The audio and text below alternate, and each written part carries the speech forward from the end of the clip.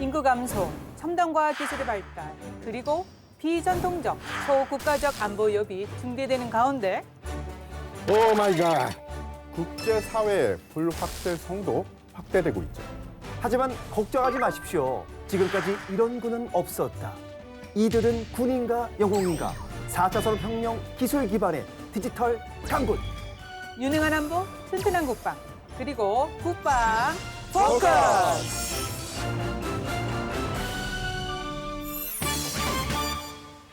오늘은 국방 포커스 연말 결산 마지막 시간인데요. 스페셜 게스트는요. 잠깐만요. 이분은 더 이상 스페셜 게스트라고 말하기가 애매합니다. 애매하죠. 국방 네. 포커스는 뭐 가족이에요. 우리 저기 군사 전문 기자 우리 태상호 기자님 모셨습니다. 네. 예, 안녕하세요. 잘 부탁드립니다. 네. 그리고 2020년 국방 마무리를 완벽하게 정리해 주실 분이 나오셨는데요. 네네. 좀 어느 정도냐면 제가 좀 덧붙이자면은 네네. 1992년 서태지가 있었고요.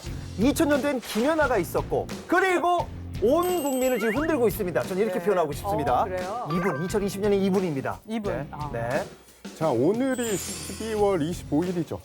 아, 그러면은 제 마음을 뒤흔들어 주신 산타 할아버지. 아, 우리 태 기자님. 아직도 선물 받고 싶으신가 봐. 뭐 재치 있어요. 제가 뭐 키운 보람이 있네요. 네, 괜찮았습니다. 네. 예. 무럭무럭 크고 있습니다. 예. 누굽니까, 임 교수님? 네. 네, 서욱 국방장관님, 그리고 김열수 실장님, 정한범 교수님 나오셨습니다. 간단하게 시청자 여러분들께 소개 부탁드리겠습니다. 네, 안녕하십니까. 국방부 장관 서욱입니다. 예, 안녕하세요. 한국군사문제연구원의 김열수입니다. 안녕하십니까. 국방대학교 정한범 교수입니다. 네, 장관님, 지난 4월 초에는 육군 참모총장님으로서 우리 프로그램에 나오셨습니다. 벌써 4월 초인데, 그런데 제가 계산을 해보니까 네. 취임하신 지가 어. 엊그제 같은데 시간이 좀 지났어요. 99일 맞습니까, 장관님? 네, 맞습니다. 와, 그럼 내일은 100일이네요. 축하드리겠습니다. 어. 예. 저는 마냥 그냥 축하만 드리기에는 마음이 너무 무겁습니다. 네. 지금 이 국내외적으로 좀 힘든 시기 아닙니까? 네네. 그런데 국방부 장관이라는 이 중책을 맡고 계시니 예. 전 정말 힘내시라고 응원 한번 해드리고 싶습니다. 응원을 어떻게 해드리고 싶어요? 힘내십시오. 오, 예. 자, 그러면 지난 99일 어떻게 보내셨습니까? 네, 참 쉽지 않은 99일이었습니다. 국방 관련 현안도 많고 이슈도 많은 기간이었는데요. 네. 제가 지난 9월 18일 육군 참모총장직을 끝으로 40년 가까운 군 생활을 마무리하게 되었습니다. 네. 2인 및 전역 그리고 국방부 장관 취임 하루 동안에 다 했는데요. 네. 정말 만감이 교차했습니다. 사실 제가 군복을 처음 입었던 게 40년 전인데 네. 전역할 때 보니까 정말 이 군복을 다시는 못 입는다고 생각을 하니 마음이 너무 많이 아팠고 더욱더 모범을 보이는 그런 국방부 장관이 돼야 되겠다는 그런 생각을 했습니다. 네. 취임 후에 한 3일 만에 서해상 우리 국민 피격 사건이 발생을 했습니다. 군생활 중에 그 많은 작전 분야의 그 상황 조치를 해봤지만 네. 또 이러한 상황은 처음 접해봤고 제한된 첩보로 상황을 관리하기가 매우 좀 어려움이 있었다 이렇게 말씀을 드리겠습니다. 또 그 이후에 9월 28일은 국군의 행사를 하면서 우리 군의 강한 모습을 국민들께 보여드려야 하는 그런 과업이 있었고 또 10월 중순에는 워싱턴에서 제52차 한미연례 안보회의가 있어서 거기에도 다녀왔고 네. 또 10월 말에는 국정감사를 통해서 우리 군의 현주소를 체크하고 또 미래에 어떤 모습으로 국방 정책을 발전시켜 나가야 되는지 고민을 해봤던 시기였습니다. 또 11월 3일에는 동부전선 GOP에서 그 북한 민간이 귀순한 그런 사건을 겪으면서 우리 군이 대체로 잘했지만 또 보완해야 될 요소들도 있어서 이 부분에 대해서도 조금 생각을 많이 하고 또 관련자들하고 토의하고 또 대책을 마련하고 하는 그런 숨가쁜 그런 네. 그 기간이었다 이렇게 말씀을 드리겠습니다. 그러다 보니까 국방부 직원들이 저에게 네. 별명을 붙였습니다. 어떤 벌써 별명입니까? 별명 있으세요? 예, 오. 세븐투텐이라고. 사실 별로 좋은 건 아닌데 네. 이제 국방 운영을 그 통해서 대통령님의 국정 운영을 또 뒷받침해드려야 되고 또 몇 면이 내려오는 그 국방의 전통을 이어받아서 국방을 잘 운영해야 된다는 그런 사명감을 가지고 장관직을 수행해 나가려고 합니다. 이 자리를 빌어서 장관을 지지해주고 또 그 믿어주는 우리 국군 장병들과 국방부 직원들에게 고마움을 전하고 또 언제나 우리 군을 사랑하고 아껴주시는 우리 국민들께도 감사를 드립니다. 아, 예. 정말 장관님 말씀 들어보니까 엄중하고 중요한 시점에 막중한 직책을 맡으셨습니다. 그래서 세븐트 텐이라고 하는 정말 눈코 뜰 수 없는 바쁘셨다라는 말씀을 이렇게 하신 것 같습니다. 그런데 영진 씨, 네네. 우리 본격적인 네. 뭐 현안 과제 이런 거 여쭙기 네. 전에 할 얘기가 있다고. 할 얘기 있습니다. 예. 예로부터 이제 그 태어난 지 100일이 되면 무병장수를 의미해서 뭐 100일 잔치를 하지 않습니까? 그쵸. 떡도 돌리고 오늘 떡은 없으시네요. 아쉽습니다. 하지만 제가 이제 국민의 대변인으로서 국방 개그맨 아닙니까? 좀 어려운 질문, 날카로운 질문을 좀 대신 드리겠습니다. 네. 자, 장관님 긴장하시고요. 자, BTS 아시죠? 예, 알고 있습니다. 네. BTS가 우리나라 가수 최초로 그래미 어워드 후보에 올랐습니다. 근데 일부 이제 분들이 이래도 군대에 꼭 가야 되냐 이런 질문이 있습니다. 답변 좀 부탁드리겠습니다. 네. 예, 여러분들께서 좋아하시는 그 방탄소년단도 사실은 대한민국 청년으로서 당연히 군대에 가야 되겠죠. 아무리 세계적으로 사랑받는 BTS라 하여도 예외일 수는 없다 이렇게 생각을 합니다. 국방부도 사실은 그 BTS 같은 대중문화 예술인들이 국가 위상을 높이는 데 크게 기여를 하여 그 병역제도 개선 문제를 검토를 했었습니다. 네. 했는데 국방부는 그 대중문화 예술인이 병역 특례인 예술체육요원으로 편입되는 것이 적절치 않다 이렇게 판단을 했고요. 이것은 충분한 병역 자원 확보가 필요한 국방부 입장도 있고 또 병역 의무 이행의 공정성, 형평성 제고 측면에서도 이게 필요하다 이렇게 판단했습니다. 다만 이제 BTS와 같이 세계적으로 국가 위상을 드높인 국가대표급 대중문화 예술인에 대해서 그 20대 전성기 때 그 활동을 보장해줄 필요가 있다 이렇게 네. 판단했습니다. 이를 위해서 대중문화 예술인을 대상으로 군 입대를 전제로 하는 입영 연기 제도를 도입하기로 했고 12월 초에 병역법이 국회에 통과되어서 내년 6월부터 시행할 예정입니다. 저도 그렇게 생각을 했습니다. 네. 저랑 똑같으시군요. 네. 장관님 혹시 BTS 몇 명인지는 아십니까? 알고 있습니다. 7명입니다. 그 봐요. 이름도 아시죠? 여기까지 하겠습니다. 여기서 마무리합니다. 질문은 여기까지입니다. 예. 이름도 왠지 기분에는 아실 것 같은데 혹시 한두 명이라도 좀 아시죠? 알겠습니다. 네. 진, 슈가 뭐 이런. 대단하십니다. 네. 아니시네요, 아니야. 네. 특이사님도 뭐 질문 있어요? 예, 저도 사실은 질문 하나를 준비를 했습니다. 좀 약간 핫 이슈였죠. 이 법무부 장관 아들 휴가 관련해서 이 국방부는 연말까지 이 실태를 진단해서 보완하겠다라고 발표를 했었는데요. 이 현재 진단과 보완이 완료된 걸까요? 예, 군 휴가제도 역시 우리 국민의 관심사인 것 같습니다. 네. 아직 진행 중이긴 하지만 지난 10월 말부터 각 군의 부대 진단, 또 의견 수렴 과정을 거쳐서 기존의 휴가제도의 문제점을 분석하고 개선책을 마련하고 있는 중입니다. 네. 휴가제도 개선은 휴가와 관련된 각종 법규와 규정을 수미일관하게 통합하고 일치화시켜야 되겠다는 측면이 하나 있고 네. 또 각종 절차들이 구체적이지 않은 부분들을 좀 세부적으로 분석을 해서 장병들이 이해하기 쉽도록 네. 만드는 게 필요하다 이렇게 판단을 했고요. 예. 전반적으로 휴가제도 개선 사항을 이렇게 확인해 보면 휴가 절차가 좀 너무 복잡해서 이걸 간소화시켜야 되겠다는 측면과 또 행정이 너무 복잡해서 국방 인사 정보 체계를 활용하여 휴가를 보낼 수 있는 체계를 검토 중입니다. 그래서 네. 인사 명령을 발령하지 않더라도 이것이 인사 정보 체계에서 가능하도록 하는 것과 또 휴가가 이제 연장이 필요한 것 등도 어떤 절차에 의해서 신청하고 어떤 절차에 의해서 승인하고 뭐 이런 것도 좀 구체화시킬 계획이고 네. 또 이제 좀 문제가 됐던 진료 목적의 청원휴가 제도도 병가가 가능한 대상자, 또 허가 기준, 또 병가 허용 일수, 연장 절차 이런 것 등등을 조금 더 구체화하면서 필요한 시민은 어떤 게 있는지 또 그 부여 기간을 적당하게 판단은 어떻게 할 건지 이런 것 등을 포함시켜서 준비를 하고 있습니다. 그걸 준비하면서 우리 병사들의 휴가권, 네. 또 진료권 이런 게 위축되지 않도록 해야 될 것이고 또 우리 지휘관들의 지휘 조치 영역 역시 또 보장이 될 수 있도록 해야 되겠다는 이 측면도 동시에 고려해서 네. 검토를 해나가고 있습니다. 어쨌든 장병들이 이제 모두 공감할 수 있는 그런 제도를 준비 중에 있으니까 국방부를 믿고 기다려 주셨으면 좋겠습니다. 네, 공정한 병영 생활 굉장히 중요한데요. 체계적으로 또 제도 보완 꾸준히 또 부탁드리겠습니다. 이제 두 분 교수님께 질문 좀 여쭙겠습니다. 장관님 좀 쉬셔야 될 것 같아서요.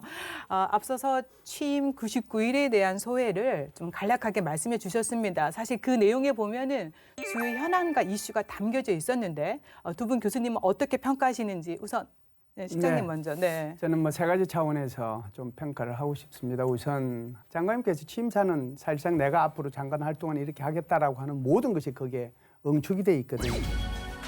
첫째, 확고한 국방태세를 확립하여 한반도의 비핵화와 항구적 평화 정착을 뒷받침하겠습니다. 둘째, 한미동맹을 발전시키고 국제사회의 국방 협력을 강화해 나가겠습니다. 셋째, 미래를 주도할 수 있는 국방 역량을 구축하겠습니다. 이 세 가지가 100일 동안에 착착 제대로 진행되고 있다라고 하는 차원에서 평가를 좀 할 수 있고요.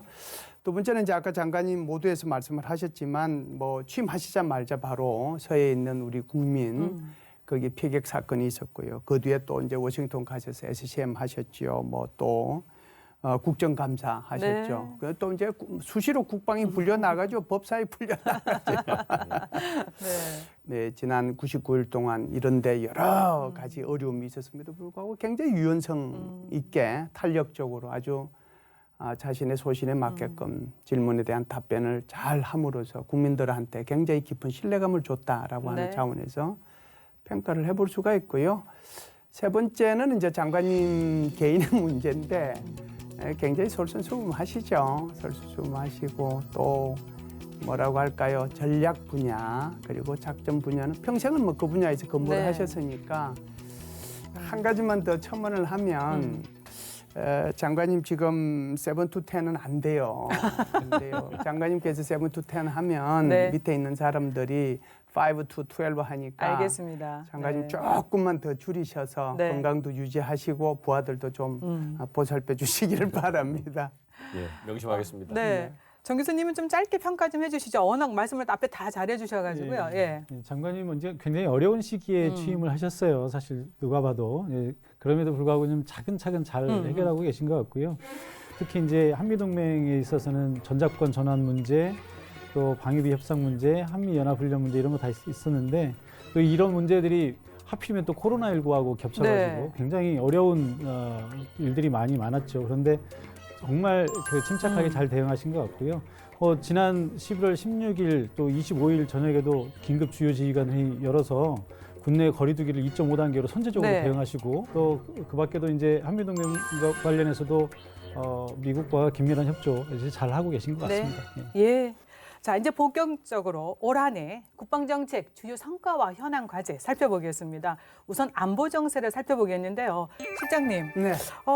올 한 해 국내외 국방 환경 어떻게 평가하십니까? 예, 아무래도 이제 뭐 국제적으로는 보면 코로나가 결국 우리 전체의 삶을 옥죄었다라고 볼 수가 있는 예. 거죠. 그런 과정 속에서도 미국과 중국 사이에 소위 말하는 인도태평양 전략과 1대1도 전략이 서로 맞부딪히면서 긴장 관계가 조성이 된 측면이 있고요. 또 이런 과정에서도 전 세계의 국가들이 나중에 전략적 우위를 확보하기 위해서 군사력 건설을 계속해 왔다라고 하는 것이 일반적인 국방 환경일 겁니다. 아마 북한 문제는 올해 전반기까지는 북한이 남북 연락사무소, 공동사무소죠. 그 폭파하고 그랬는데 후반기에 들어오면서는 전체적으로 상황 관리에 들어가면서 코로나19에 집중적으로 대응하는 그런 형태로 넘어가면서 바이든 후보가 대통령으로 당선되면서 앞으로의 기초에 대해서 굉장히 주목하면서 네. 여기에 준비를 하고 있지 않는가라고 보고요. 마지막으로 국내는 이제 아무래도 이제 우리 군에서 전통적인 안보 위협뿐만 아니라 코로나19에 대응해야 되는 그런 비전통적 안보 위협에 대해서도 준비를 잘해왔다. 네. 국방부에서는 그래서 국방부에서는 군 스스로가 우선 코로나19에 군인들 스스로가 감염이 안 돼야 되니까 네. 거기에 대한 이제 보건뿐만이 아니고 또 우리 국민들, 우리 이제 의사, 간호원, 또 뭐 특전사 이런 요원들이 뭐 할 수 있는 능력 범위 내에서 예. 최대한으로 가서 우리 국민들을 위해서 도와주는 뭐 그런 환경이었다라고 생각을 합니다. 네, 지금 언급해 주신 대로 국내외 그 불확실성이 증대되는 국방 환경입니다.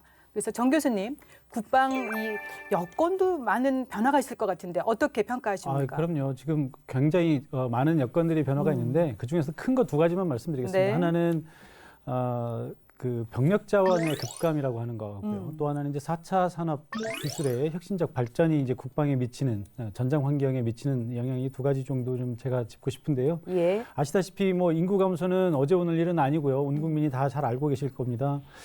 2017년에 한 35만 명 정도 됐던 20세 남자 인구가 2022년에는 22만 명 수준으로 줄었고요. 앞으로 2023년부터는 연평균 2, 3만 명씩 이렇게 부족해질 거라고 이렇게 예상을 하고 있습니다. 이거 우리가 뭐 해결해야 될 문제고요. 예.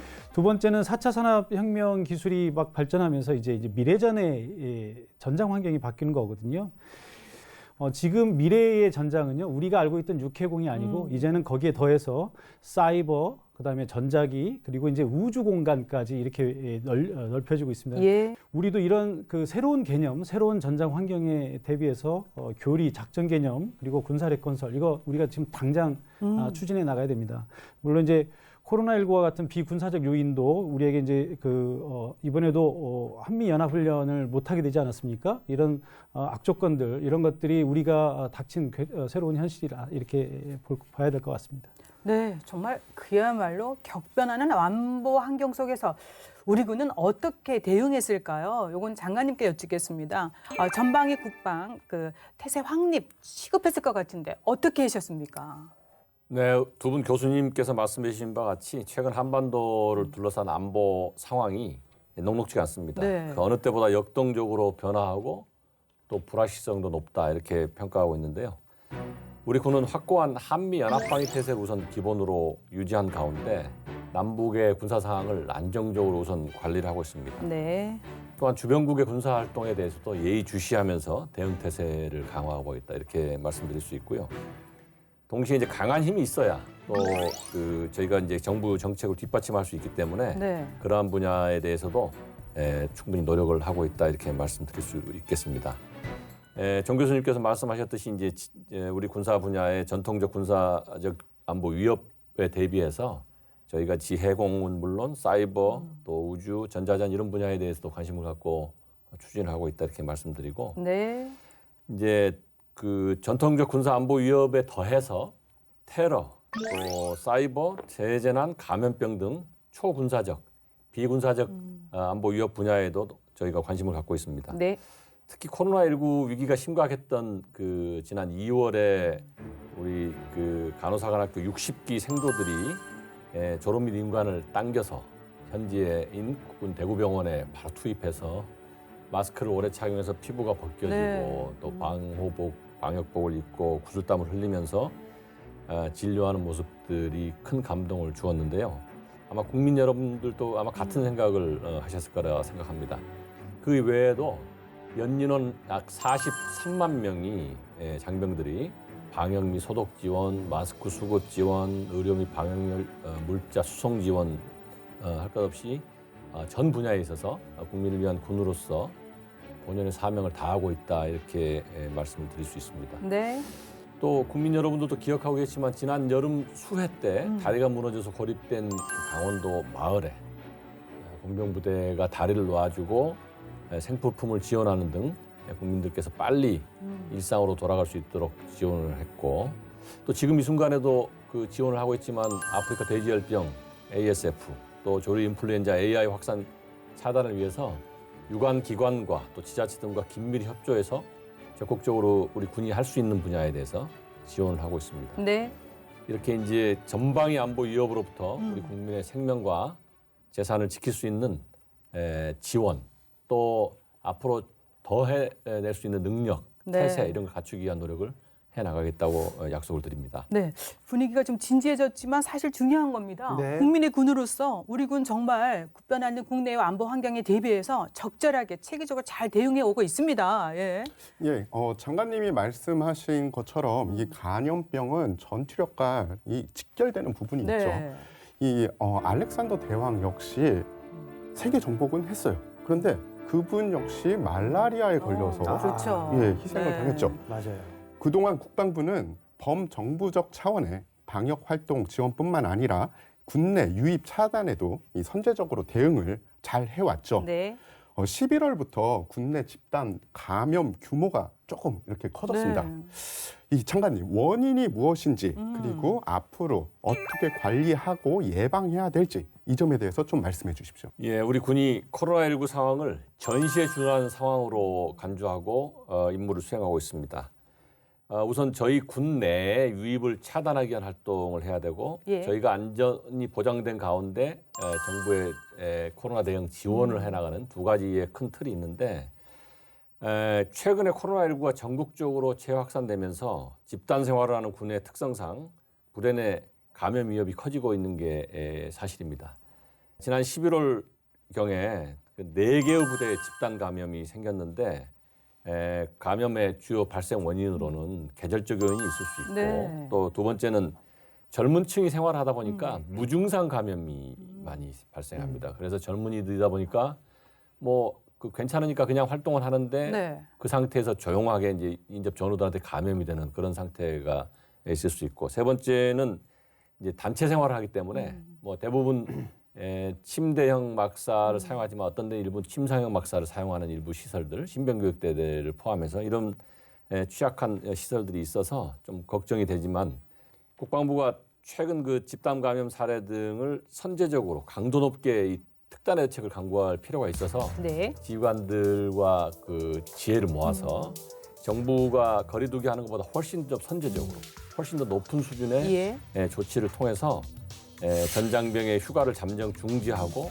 또 외출도 통제하고 또 간부들은 일과 후 숙소 대기를 하고 네. 회식이나 사적 모임은 연기 또는 취소를 하도록 하는 등 통제를 강화하고 있습니다. 또 침상형 생활관을 사용하는 우리 그 장병들에게 마스크가 이제 일일 1매 정도 필요하다고 판단해서 예. 마스크를 추가 보급을 하게 됐고요. 그다음에 신병교육대 같은 경우는 이제 입소하면서 이제 PCR 검사를 하지만 조용한 감염 때문에 이제 그 확산이 되기 때문에 네. 8일 정도 되는 시기에 PCR 검사를 한 번 더 해서 그러한 신병교육대에 대해서 그런 감염병이 그 확산되는 걸 차단할 수 있도록 그렇게 조치를 하고 있습니다. 또 이제 이러한 통제로 인해서 우리 장병들이 코로나 블루 이제 이것이 또 우려가 되어서 장병들이 이제 그 집하고 영상 통화를 하도록 일시적으로 허용한다든가 네. 또 온라인 콘서트를 지원한다든가 하는 부대별로 다양한 대책들을 강구를 하고 있습니다. 최근에는 이제 수도권 지역에 그 좀 어려움이 있어서 아까 말씀도 또 주셨지만은 역학조사 강화를 위한 행정 지원, 네. 또 임시 선별 검사소의 지원 이런 것 등등을 1,000명에 가까운 인원이 지금 지원을 하고 있고 또 그 코로나19 대응에서 우리 군에서 가용한 그 감염병 전담 병원을 지정 운영하고 또 추가적인 이제 정부의 그 요청에 응하기 위해서 격벽을 새로 만든다든가 아니면 음압병상을 네. 설치하든가 이런 추가적인 노력들을 더 하고 있습니다. 앞으로도 지역사회 또 장병들이 추가적인 감염이나 확산이 되지 않도록 더욱 노력을 해나갈 생각입니다. 아, 네. 좋습니다. 우리 지금 네네. 질문 있으시죠? 네네. 관련해서. 장관님이 준비를 잘하셨네요 오늘. 날카로운 질문 이제 들어갑니다. 네. 사실 그 이제 장병들이 훈련을 열심히 해야 됩니다. 많이 해야 돼요. 근데 그럼. 올해 이제 코로나19 때문에 사실 훈련이 뭐 축소되거나 중단됐습니다. 그래서 첫 번째 질문 가겠습니다. 장병들 그럼 푹 쉬고만 있는 겁니까? 아니면은 뭐 보완적인 교육 훈련 했습니까? 이거 중요하고. 두 번째, 이 코로나19가 쉽게 이제 끝날 것 같지는 않은데 이 앞으로 훈련 어떻게 할 건지 날카로운 질문 2개 드리겠습니다. 정말 날카롭습니다. 장관님 네. 질문 답변. 황영민 씨 정말 예리하십니다. 됐어. 네. 됐어. 잡았어. 근데 네. 질문이 2개입니다, 장관님. 네. 두 가지 답변을 드리겠습니다. 사실 우리 군은 어떠한 상황에서도 대비 태세가 유지돼야 되고 교육훈련에는 양보가 없다 이렇게 생각을 하고 네. 대비를 하고 있습니다. 첫 번째 질문에 대한 답변은 우리 이제 지휘통제실이라든가 또는 핵심 전력을 운영하는 그 부대에서는 철저하게 방역을 하고 우발 상황에 대한 대비를 하고 있다 이렇게 말씀드리고요. 또 우리 군이 고강도 방역 대책을 준수하면서 각종 훈련, 교육을 정상적으로 시행 중에 있다 이렇게 말씀드립니다. 이제 전투력 수준 유지를 위해서 이제 개인 전투 기술에 대한 거, 사격에 대한 거, 또 이제 장비 운용 숙달, 또 소부대급 야외 전술훈련 이런 것 등등을 방역 대책을 준수한 가운데 네. 시행을 하고 있고요. 아. 또 훈련이 계속 되는 거야. 네네. 네, 또 연합훈련에 예를 들면 네. 훈련 규모와 방법을 조금씩 조정해가면서도 이것을 그 가능한 범위 내에서 최대한 시행을 하고 있습니다. 예를 들어서 이제 우리가 과학화 훈련이라고 하는 KCTC 훈련을 할 때 이제 그 미 측과 같이 연합 훈련을 시행하는데 이번에 6월과 8월 두 차례 미 이사단 인원들과 같이 연합으로 훈련을 실시했고 또 제가 이제 육군 총장 할 때 그 준비한 거지만 10월에는 저희 그 인원들이 세계 최고의 훈련장인 미 NTC 훈련장 캘리포니아에 네. 있습니다. 네. NTC 훈련장에 가서 텐트를 치고 2주간 그 격리를 그 기간을 보내고 미측과 같이 연합 훈련을 하고 예. 복귀해서 다시 또 뭐 격리하고 이러면서 의지를 가지고 한미 연합 훈련에 대해서도 소홀히 하지 않고 네. 실시하고 했다 이렇게 말씀을 드릴 수가 있습니다. 예. 두 번째 질문에 대한 답변으로 추후에도 필수 교육 훈련에 대해서는 훈련이 있기 전에는 군내 감염 확산 차단을 위해서 안정성 평가를 하고 특히 야외 훈련 같은 경우는 미리 그 외부 인원과 접촉을 차단해서 훈련에 대한 여건 보장이 된 가운데 네. 훈련을 내실 있게 시행하겠다 이렇게 말씀을 드립니다. 황영희 씨 말씀하신 두 가지 네. 질문에 답이 됐는지 이게 모르겠습니다. 좀 괜찮습니까? 통과하셨습니다. 합격. 네, 알겠습니다. 지금 장관님 설명 들어보니까 한미 연합 훈련까지 코로나19 대응 또 선제적인 대응 또 완벽하게 지금 방역까지 해놓고 있습니다. 자, 그러면 이렇게 전방위 그 국방태세 확립을 위한 우리 군의 노력 두 분은 또 어떻게 보고 계실지 보완할 점 없을지 실장님. 예, 전방위 방위태세 확립은 뭐 잘하고 있죠. 사실상 뭐 북한에 대해서는 전면전과 국지전에 대한 대비고 주변국에 대해서는 아무래도 그 위협에 대한 대비인데요. 네. 전면전하고 주변국의 위협에 대해서는 주로 이제 주변국들이 영해 영공 또는 사이버상의 그런 위협들에 대해서 대비하고 있는 거죠. 이런 위협에 대한 대비뿐만 아니고요. 오히려 이제 우리의 국방 정책을 또 홍보하기 위해서 매년 9월 달에 열리는 서울 안보대화라든지 우리 장관님께서 10일 날, 지난 10일이죠. 10일 날 에단 플러스라고 하는 아시안 국방장관 회담에서도 말씀을 하셨잖아요. 그런 것들을 통해서 우리의 국방 정책을 홍보하는 거거든요. 그런 것을 통해서 이제 우리의 대비 태세, 전방위 국방 태세를 확립하는 데 이런 도움을 주고 있지 않는가 이런 생각을 합니다. 네. 정 교수님 뭐 보완할 점 이런 거 좀. 네. 아, 예. 저는 조금 다른 관점에서 이제 말씀드리자면 사실 이게 현 정부 들어와서 강한 안보를 바탕으로 한 한반도 평화 프로세스를 외교안보 정책의 기조로 삼고 있거든요. 그러니까 우리 국방부의 역할이 굉장히 컸다고 생각을 하고요. 이게 한반도 평화 체제 구축에 있어서 국방이 얼마나 중요한가를 보여주고 있는데 네. 이 사실 그 현 정부의 최대 업적 중에 하나가 이제 9.19 군사 합의인데 역대 정부에서 남북 화해나 협력을 위한 다양한 협의들이 만들어진 것은 사실이지만 실제로 군사적 조치가 취해진 것은 이게 유일한 케이스라고 볼 수가 있습니다. 그래서 한반도 평화 프로세스의 실질적인 진전 이제 신뢰 구축에서 올 수 있는데 이런 신뢰 구축은 사실 이번에 취해졌던 9.19 군사 합의 같은 예. 실질적인 합의를 통해서 이루어질 수 있고요.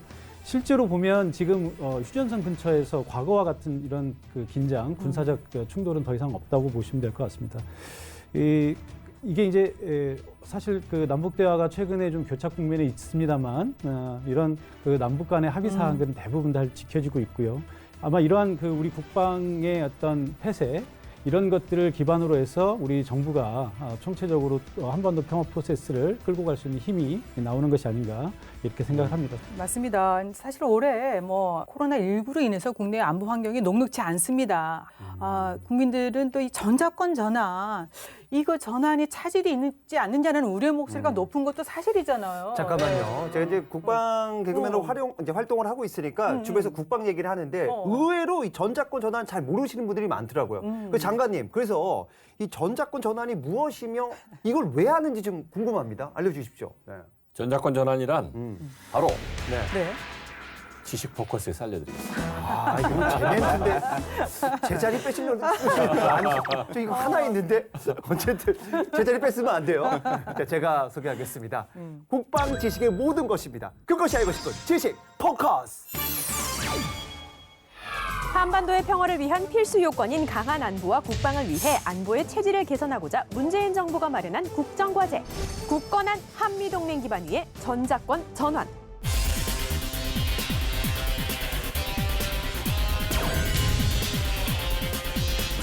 전작권이란 한반도 전쟁 발발 시 국군의 작전을 통제할 수 있는 권한인 전시작전 통제권의 줄임말로 현재 우리 군에는 인사, 정보, 작전, 군수 등과 같은 수많은 지휘 권한이 존재하는데요. 여기서 인사, 훈련, 군수, 예산 등을 제외한 실제 전투와 관련된 작전, 전투 편성 등의 지휘권이 작전 통제권, 그리고 이것을 전시에 운용하는 것이 바로 전시작전 통제권입니다. 우리 군이 전시작전 통제권 전환을 시작하게 된 건 1988년. 당시 민족 자존이란 국정 목표를 내세운 노태우 정부가 미국과 작전 통제권 전환 협의를 시작하면서부터였는데요. 지난 2006년 협력적 자주국방 추진이란 안보 정책을 내세웠던 노무현 정부에서 본격적으로 추진되기 시작했습니다. 전시작전 통제권이 전환되면 전시와 평시로 운용되던 작전 통제권을 모두 우리 군이 운용할 수 있게 되는데요. 지휘 구조 역시 기존의 이런 모습에서 이렇게 바뀌게 될 예정이랍니다. 와우!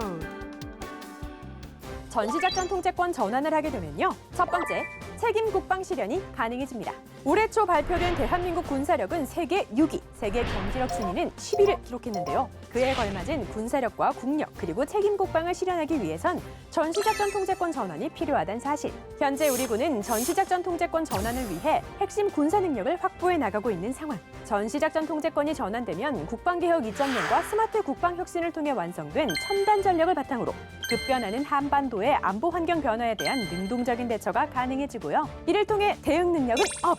임무 수행 능력은 업! 두 번째, 연합 방위 체제가 강화됩니다. 전시작전 통제권이 전환되면 우리 군이 주도하고 미군이 지원하는 새롭고 더욱 강력한 연합방위 체제가 구축되는데요. 이름하야 미래연합군 사령부. 미래연합군 사령부를 통해 한미 양국의 작전과 전력이 통합 운용되는 건 물론 정보 공유, 전투 전술 발전, 군사 협력, 군사 연습 등과 같이 효율적이고 강력한 한미 연합방위 체제가 만들어지고요. 모든 것은 한미 간의 긴밀한 협조와 결정을 통해 이루어지기 때문에 신뢰는 두텁게, 한미 동맹은 더욱 굳건하게 유지됩니다. 전시작전 통제권 전환 꼭 하고 싶습니다. 강한 국방력을 갖추는 것은 우리 군의 사명, 그리고 이를 위해 반드시 필요한 전시작전 통제권 전환. 앞으로 우리 군은 신뢰를 바탕으로 상호 보완하면서 더욱 강력한 힘을 발휘하는 연합방위 체제를 구축해 미래지향적인 한미동맹을 만들어 나갈 예정이라고 하니까요. 전시작전 통제권 전환을 위한 우리 군의 노력에 비난보단 격려와 응원 부탁드릴게요. 지식! 정리가 깔끔하게 잘 됐습니다. 이해되셨죠? 전시작전 통제권 전환 이제 다 알 것 같습니다. 시대적 요구인 만큼 가속화가 빨리 돼야 될 것 같고 조건 구비도 잘 이루어져야 될 것 같습니다. 네. 예. 또 중요한 거는 한미 간의 합의인데요. 지난 52차 SCM에서 우리는 이 전작권 전환 조건을 조기에 달성하겠다는 입장이었고요. 반면에 미국은 전환에 시간이 걸릴 것이다. 이런 엇갈린 이 전망이 나왔었습니다. 아니 그 한미 간의 의견이 좀 이렇게 있는 거 아닌가 좀 생각이 듭니다. 그래도 약속한 조건을 구비하면 전환하는 게 아닌가도 생각이 들고요. 그런데 조건이 구비됐다는 게 미국이 오케이 해야만 하는 건지 교수님 이게 좀 어렵습니다. 이게 쉽게 좀. 네. 아무래도 정 교수님이 좀 답변해 주셔야 될 것 같은데요. 네. 예, 조건에 기초한 전작권 전환이라고 이제 우리가 많이 얘기를 하죠. 네, 지난 2014년 46차 한미 안보 협의회에서 이게 합의가 됐었는데요. 여기는 세 가지 조건이 있습니다. 첫째는 한미 연합 방위를 주도할 수 있는 한국군의 핵심 군사 능력 확보. 네. 둘째는 북한의 핵 미사일 위협에 대한 한국군의 초기 필수 대응 능력 구비. 셋째는 전작권 전환에 부합하는 한반도와 지역 안보 환경의 구성으로 이렇게 되어 있는데요. 네. 이것을 위해서 이제 우리 군은 미래 연합사가 제대로 임무를 수행할 수 있는지를 이제 세 단계로 검증을 하게 돼요. 근데 이제 첫 번째 단계의 그 기초 운용 능력 검증은 이미 지난해에 한미가 성공적으로 마쳤고요. 이제 2단계 완전 운용 능력 검증하고 3단계 완전 임무 수행 능력 검증 이게 남았는데 너무 안타깝게도 올해 2단계를 했었어야 되는데 코로나로 인해서 한미 연합 훈련을 하지를 못했어요. 네. 그래서 이게 좀 이제 지연이 되고 있고요. 또 하나의 그 아까 말씀하신 대로 지난 10월 14일 52차 한미 안보 협의회에서 한미 양측에 약간 좀 다른 의견이 있었습니다. 한국은 전자권 전환이 조기에 이루어지면 한미 동맹이 더욱 미래 지향적이고 상호 보완적인 동맹이 될 것이다라고 이렇게 얘기를 했고요. 미국은 조금 시각이 달라서 시간이 걸리더라도 북한의 핵 이런 안보 위협에 대한 억제력을 충분히 길러서 준비하는 것이 한미 동맹 강화에 더 도움이 된다 이런 약간의 네. 의견이 좀 갈렸는데 이 부분은 좀 이제 우리가 앞으로 더 조율을 해나가야 될 부분이고요. 앞으로 한미가 호혜적인 시각에서 이런 문제들을 좀 해결해 나갈 필요가 있다고 이렇게 생각이 됩니다. 장관님 바로 그 현장에 계셨기 때문에 조금 더 장관님 목소리 듣고 싶고요. 사실 지금 미국이 신정부 출범을 앞두고 있습니다. 그래서 벌써 한미 관계, 동맹에 변화가 있을 것이라는 전망이 나오는데 바이든 행정부 출범에 따른 그 한미 동맹 발전 전략 그리고 전자권 전환은 어떻게 해 나갈 것인지 장관님 답변 부탁드리겠습니다. 예, 우리 정한봉 교수님께서 전자권 전환 조건에 대해서 자세하게 설명을 해주셨는데 잘 아시다시피 한미동맹은 지난 70년 동안 수많은 위기를 극복하면서 양국 발전에 기여하고 예. 또 전 세계에서 가장 모범적인 동맹으로 자리매김해온 어찌 보면 우리 안보의 핵심 축이라고 할 수 네. 있습니다. 지난 10월에 코로나19 상황에서 공군의 다목적 공중급유 및 수송기를 타고 그 워싱턴에 가서 제52차 SCM에서 에스퍼 전 미 국방장관과 한미동맹 굳건함 우선 재확인을 했고요. 예. 그다음에 조건에 기초한 전자권 전환에 대해서 긴밀히 협조해 나가기로 하였습니다. 양국 국방부가 우선은 한반도 비핵화 평화 정착이라는 그 양국의 공동 목표 달성에 대해서 이해를 했고 네. 또 안정적인 전자권 전환을 통해서 굳건한 미래 연합 방위 태세 구축이 가능하다. 또 이를 위해 최선을 다하자 이런 의견들을 나누었습니다. 바이든 행정부 출범 이후에도 한미동맹 정신에 입각해서 한미연합 방위 체제를 더욱 강화시켜 나갈 것이고요. 네. 또 조건에 기초한 전자권 전환을 위해서 이를 가속화시켜 나갈 수 있는 준비, 협의를 계속해 나갈 겁니다. 다양한 경로를 통해서 우리 정부의 입장을 충분히 미치게 전달하고 내용들을 사전에 협의를 좀 해나가고 있는 중이다 이렇게 얘기를 드릴 수 있습니다. 네. 더불어서 이제 국방력 2.0과 연계해서 전자권 전환에 필요한 핵심 군사 능력을 저희는 좀 조기에 네. 구비하기 위한 노력을 지속할 것이고 그다음에 코로나19 상황 등 제반 여건을 고려한 가운데 FOC 검증 평가 등을 포함해서 이러한 사항들이 조기에 좀 이행될 수 있도록 긴밀하게 협의를 해 나갈 겁니다. 네.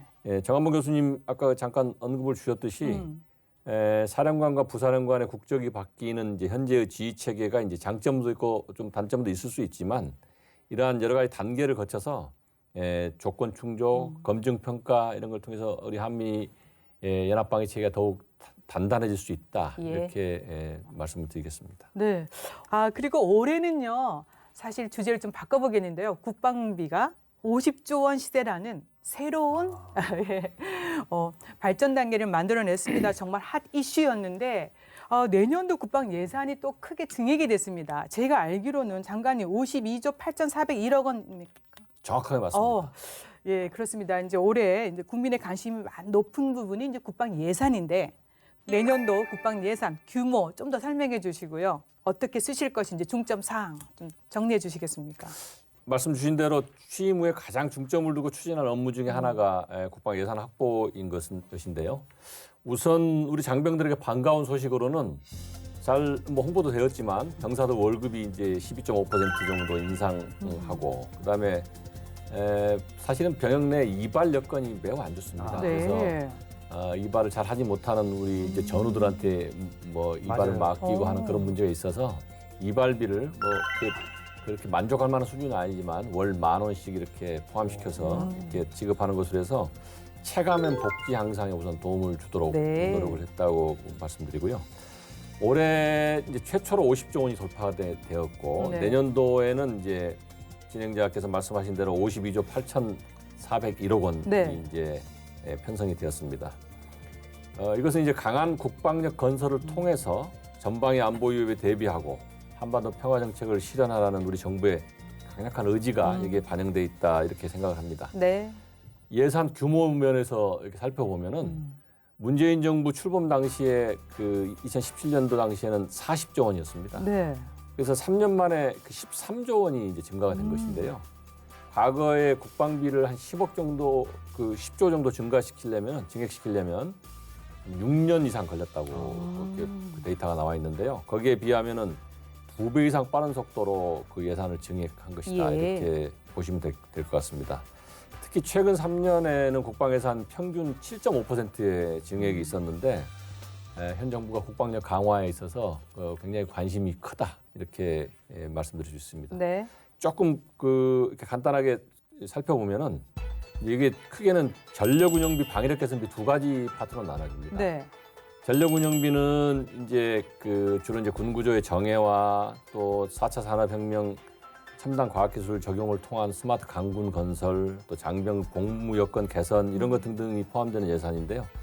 이거는 금년도 예산에 대비해서 7.1% 증가한 36조 원이 편성됐고, 또 요 안에 특히 이제 감염병, 테러 등 비전통 안보 위협을 여기다가 이제 네. 반영을 해서 정부의 의지가 포괄적 안보 역량을 확충하는데 방점을 두었다 이렇게 평가를 할 수 있습니다. 방위력 개선비는 이제 20년 대비해서 1.9% 증가한 17조 원이 편성됐는데 증가액 그 비율로 보면 조금 아쉬운 부분이 있지만 이제 이거 좀 분석을 해보면은 기존에 추진해왔던 대형 사업들이 이제 좀 종료가 되어서 소요 예산이 좀 감소되었다 이제 이렇게 말씀드리면서, 그렇지만 그 안에 전방위 안보 위협에 대비한 전략적 억제 능력 구비를 핵 WMD 대응 체계, 전자권 전환 조건을 갖추어 나가는 데 필요한 예산, 네. 핵심 무기 체계에 대한 전력화 예산 이런 것 등등은 충분히 반영되었다고 이렇게 말씀을 드릴 수가 있습니다. 예.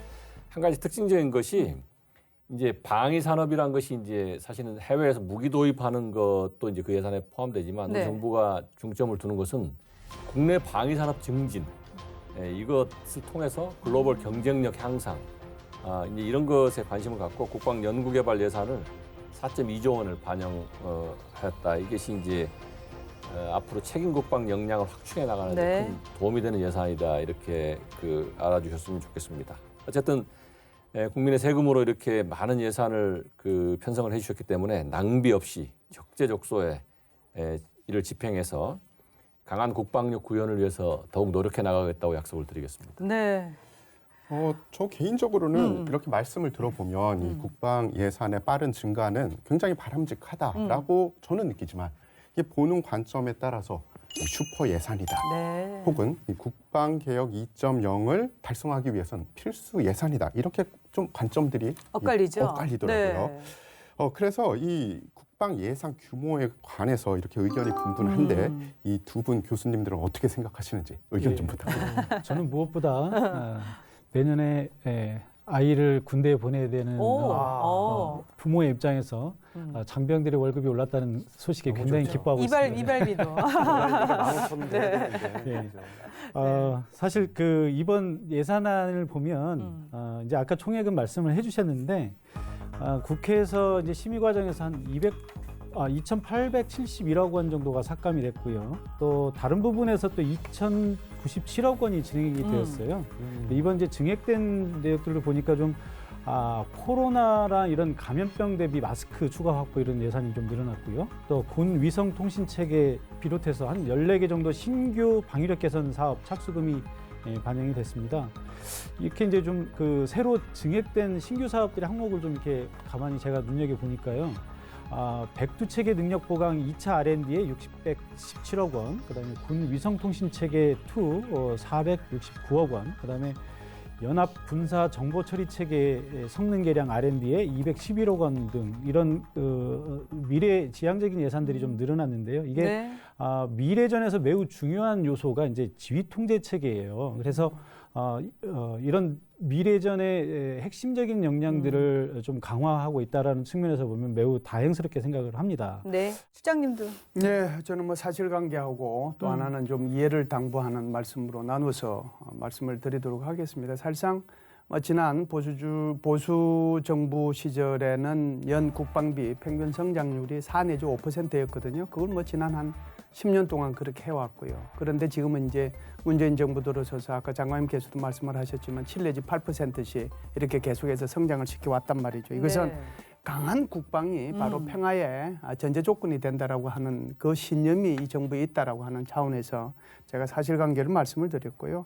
두 번째는 이제 내년도에 국방 예산이 5.4%로 평균보다는 이제 확 줄어들잖아요. 예. 줄어드는데 여기에 대한 이제 우리 국민 또는 군인들이 좀 이해할 필요가 있다라고 하는 것을 말씀드리려고 합니다. 사실상 코로나 상황이 지금 굉장히 심각하잖아요. 예. 뭐 우리 군뿐만 아니라 국민 전체가 다 그러는데 그러다 보면은 긴급재난지원금이라든지 사실상 여기에 필요한 자금이 안 들어갈래야 안 들어갈 수가 없습니다. 그래서 국방이라고 하는 것이 국민이 있어야 국방이 있는 거니까 예. 아무래도 이제 거기에 복지 예산이 훨씬 더 많이 들어가다 보니까 이번에 어쩔 수 없이 2021년도에는 국방 예산이 조금 줄어든다. 여기에 대한 이해와 함께 당부드리고 싶은 것은 2022년에는 코로나가 극복되고 난 뒤에 다시 국방 예산이 7 내지 8% 이상으로 정액될 수 있도록 가진 노력이 필요하지 않겠는가라고 생각을 합니다. 아, 네, 교수님 정말 잘 분석해 주셨습니다. 당부 말씀까지 포함해서요. 이제 국방 예산을 이제 증액한다. 그럼 이 증액된 예산이 정말 국방개혁 2.0의 추동력을 확보하고 있는지 국민들은 또 이런 거에 관심이 많아요. 그리고 또 지난 12월 16일입니다. 국방개혁 2.0 및 그다음에 스마트 국방혁신 추진평가회의를 개최했잖아요, 장관님.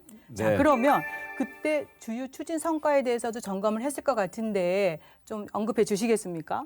예, 우선 두 분 교수님들께서 잘 짚어주셨던 그 내용, 4차 산업혁명 특징에 맞도록 미래 전력을 보강하는 문제 이걸 예. 명심해서 추진을 할 것이고요.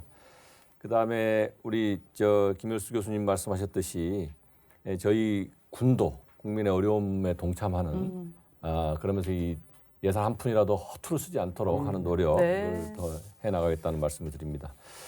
앞서 말씀드렸듯이 이제 21년도 국방 예산이 이제 증액 편성되어서 우리 군의 개혁의 추동력이 네. 확보가 되었다 이렇게 말씀드리고요. 국방개혁 2.0은 전반적으로 정상 추진 중이다 이렇게 그 얘기 드릴 수 있습니다. 국방개혁 2.0 추진된 지 2년 정도 지났는데 현 시점에서 보면 많은 가시적인 성과가 있었습니다. 네. 우선 군구조 개혁 분야는 이제 저희들이 이제 인원이 감축되다 보니까 부대 몇 개 부대를 해체할 수밖에 없는 것인데 부대가 해체되면서도 또 병력을 줄이면서도 첨단 전력 보강을 차근차근 하나씩 해나가고 있다고 그 이해를 해주시면 좋겠고요. 네. 정예화된 군 구조로서의 변모해 나가고 있다 이렇게 그 말씀드릴 수 있습니다. 스마트 국방 혁신 분야는 4차 산업혁명 시대에 맞는 그 첨단 과학 기술이 접목된 첨단 무기 체계에 주목하고 있습니다. 거기에 맞도록 하는 국방 운영 체계도 구축해 나가고 있는데 많은 부분 성과가 있고 도전적, 혁신적 R&D를 가지고 수출형 산업 구조, 또 신뢰받는 방위 산업 추진 등을 획기적으로 개선하기 위한 노력을 하고 있습니다. 이제 또 올해 군의 그 장병 인권 보장, 또 네. 병영문화 혁신 측면에서도 성과가 있었는데요. 군 영창제도가 군 인사법 개정으로 124년 만에 그 폐지가 됐습니다. 이건 개정이 이제 영창의 위헌성 논란이 있었는데 이것을 해소하고 또 장병 인권을 보장하는 한편 사실 또 그 병영 내에서 병의 징계 분야는 또 엄격하게 적용을 네. 하고 있습니다. 그 군기교육이라는 게 이제 그 생겨서 영창의 과거에 그냥 그 영창 시설 안에 멍하게 앉혀놨던 것을 군기교육을 통해서 좀 더 그 개선된 프로그램으로 군기교육 종료하고 난 다음에 우리 용사들 면담을 해보면 훨씬 많은 반성, 미래에 대한 생각 이런 걸 통해서 큰 효과를 거두고 있다고 예. 이렇게 말씀을 드릴 수가 있고요. 병 일과 후 휴대전화 사용은 이제 지난 7월 1일부터 전면 시행했는데 장병들이 고립감을 해소하고 네. 또 자기 개발, 또 건전한 여가 선용 이런 것에 큰 도움이 되고 있지만 사이버 도박, 또 그 휴대폰에 의존하는 측면 이런 것 등등은 앞으로도 계속 개선을 해 나가겠다고 약속을 드립니다. 네. 또 신세대 장병들 선호에 맞춰서 군 급식의 질도 개선을 해 나가고 있는데 네. 이 분야도 역시 우리 정 교수님 아들이 군대 온다고 하니까 더욱더 개선해 나가도록 잘 부탁드리겠습니다. 잘 그렇게 먹여야 또 해나가겠습니다. 전투력 발휘되니까. 네. 또 마지막으로 이제 민군 협력 사업의 대표 사업이 이제 군공항 이전 사업인데 네. 지금 대구 군공항 이전 사업은 약 한 6년여 동안 사업이 무산될 위기에서 지역사회에 적극적으로 협력하고 설득하고 대화하고 그렇게 해서 성과를 거둔 모범 사례이라 이렇게 얘기 드릴 수 있습니다. 예. 앞으로 수원, 광주 군공항이 이제 사업들이 있는데 이것 또한 그 국방부가 지자체, 지역 주민의 의견을 충실히 반영을 해서 네. 원만하게 사업을 추진해 나갈 계획입니다. 국민 여러분께도 우리 군의 국방 개혁에 대한 노력, 이것에 대해서 적극적인 지지, 성원 부탁드립니다. 네, 지금 장관님께서 싸워서 이기는 강군 건설 그리고 선진 병영 문화 조성에 지금 국방개혁 2.0 잘 활용하고 있다고 조목조목 설명해 주셨는데요. 실장님, 본격 추진 2년 지금 경과된 시점에서 국방개혁 2.0은 또 어떻게 평가하시겠습니까? 예, 사실상 뭐 국방개혁이라고 하는 게 거의 모든 국가들이 다 추진하고 있잖아요. 네. 명칭만 조금씩 다르죠. 네, 왜 네. 그러냐면 안보 환경도 급격하게 변화하고 있고 4차 산업혁명이 들어서서 이것이 이제 미래 전쟁에 어떤 기술들이 적용이 될지 이런 문제들이 있단 말이죠. 중요한 건 이런 것 같아요. 지금 이제 장관님께서도 말씀을 하셨지만 우리가 이만큼 노력을 해서 이런 성과를 거뒀다라고 하는 거 이런 걸 가지고 지속적으로 이 예. 성과에 대한 전가 확대와 함께 홍보하는 그런 노력이 좀 필요하지 않겠는가라고 생각을 합니다. 네. 지금까지 이제 올 한 해 국방 정책 주요 현황과 또 성과에 대해서 살펴봤는데요. 장관님 계속해서 국방개혁 2.0 또 어떻게 진행해 나갈 예정이신지 그리고 2021년 내년도 국방 운영 중점 목표 추진 뭐 이런 거 좀 이렇게 다 묶어서 장관님 설명 부탁드리겠습니다. 예, 사회자님 말씀처럼 그 좋은 에너지를 이어나가기 위해서 국방부가 내년도에 다양한 국방 정책을 준비 중에 있습니다. 21년도는 이제 우선 대외적으로는 그 미국 바이든 행정부 출범에 따라서 안보 환경 변화가 우선 있을 것으로 생각하고 예. 대내적으로는 코로나19와 각종 재난 등 비전통 위협에 대한 군의 임무가 조금 더 확대될 수 있다 이렇게 판단을 하고 있고 또 말씀들이 있었지만 국방 개혁에 대한 국민들의 기대가 있고 또 체계적인 국방 운영에 대해서 국민들의 바람 이런 것도 있다고 생각합니다. 앞서 말씀드렸듯이 국방 비전 또 국방 정책 기조 이걸 구현하기 위해서 제가 이제 취임한 이후에 노력하고 있는 것은 강한 안보, 자랑스러운 군, 함께하는 국방을 국방 운영 목표로 선정해서 하고 있습니다. 예. 강한 안보는 이를 통해서 확고한 군사 대비 태세를 유지하겠다. 그 기반 위에 한반도에서 전쟁을 억제하고 항구적 평화 정착을 군사적으로 뒷받침하는 등 평화를 지키고 만들어가는 역할을 하겠다는 것이 이제 네. 강한 안보의 그 기본 컨셉입니다. 두 번째 자랑스러운 군은 우리 그 전 장병들이 자신과 조직에 대해서 자긍심을 갖고 또 군 복무에 대해서 명예를 느끼고 국민들에게 떳떳하고 유능함으로 인정받는 그러한 가치를 공유하는 군이 돼야 되겠다는 것입니다. 네. 셋째는 그 함께하는 국방은 전통적 위협뿐만이 아니고 비전통 안보 위협에도 능동적으로 대처해서 국민들의 기대에 부응하고 국민의 눈높이에 맞는 국방을 운영을 해 나갈 것이다 이렇게 생각을 합니다. 장관님 설명 들어보니까 국방비전 2050은 장관님의 어떤 국방 운영과 지휘 철학이 적절하게 잘 또 들어가 있는 거죠? 2050은 이제 저희들이 갖고 있는 어떤 전략 문서나 정책 문서가 이제 대략 2030년대 중반 정도까지 되어 있는 것인데 네. 그것을 보다 먼 미래를 바라보고 방향성을 가지고 각 군, 육해공군 해병대가 같이 공감하는 네. 또 합동참모본부의 어떤 비전과 연계한 국방의 비전을 설정해서 그 비전을 향해서 나아가는 미래지향적인 군을 이끌어보고자 하는 저의 그 비전입니다. 네, 그렇군요. 네, 이건 이제 벌써 시간이 다 됐습니다. 마지막 질문을 드려야 되는데 아쉽지만 마지막 질문 드리겠습니다. 우리 군과 국민들에게 당부와 다짐 말씀을 듣고 싶은데요. 우선 실장님은. 네, 우선 장병 여러분들한테 부탁 말씀드리고 싶습니다. 날씨 굉장히 추워졌죠. 그렇기 때문에 건강에 예. 조심하실 것을 당부드리고요. 코로나19 잘 극복해내기를 바랍니다. 그리고 우리 장관님께서 정말 소임을 다할 수 있도록 그렇게 지지를 해주시기를 당부드립니다. 네. 정 교수님도 한 말씀. 예, 정말 어려운 시기인 것 같습니다. 이게 우리 누구 하나 겪는 것이 아니고요. 온 국민이, 온 세상이 다 같이 겪고 있는 어려움인데 우리 민족의 DNA, 위기 극복의 DNA 있지 않습니까? 네. 우리 군이 지금 선도에서 잘 극복해 나가고 있는 것 같고요. 제가 이런 군에 우리 아이를 마음 놓고 보낼 수 있어서 참 행복한 것 같습니다. 네. 장관님 또 우리 장병들 또 우리 또 군을 믿고 의지하는 국민들께 당부 말씀 마지막으로 부탁드리겠습니다.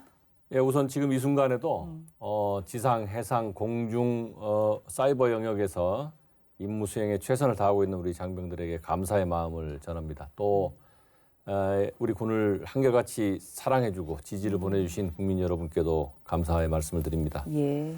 지난 72주년 국군의 날 기념식에서 대통령님께서 우리 자신의 힘으로 누구도 넘볼 수 없는 강한 안보 태세를 갖추어야 평화를 만들고 또 지키고 키울 수 있다고 하신 바가 있습니다.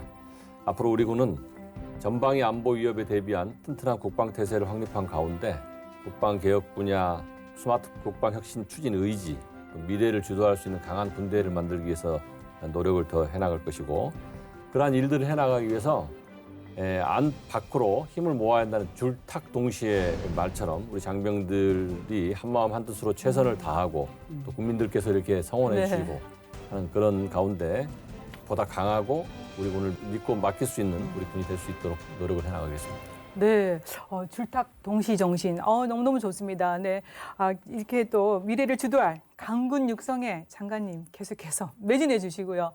오늘 이 밥신 네. 중에 정말 국민들이 궁금해하는 거 그리고 우려하는 사항에 대해서 깔끔하게 속 시원하게 해주셨습니다. 장관님 출연해 주셔서 거듭 감사드리고요. 두 분 교수님께도 정말 네. 감사드리고 싶습니다. 자, 이제 마지막으로요. 장관님의 그 국방 운영 중점 사항 요거 기억하실지 모르겠는데 한번 외쳐보면서 이 시간 네. 마무리하겠습니다. 예, 장관님 먼저 외쳐주시겠습니까? 네, 강한 안보, 자랑스러운 군. 함께하는 국방. 그리고 국방에 대한 모든 것 국방 수고하셨습니다. 너무 고맙습니다. 네, 장관님 고생 많으셨습니다.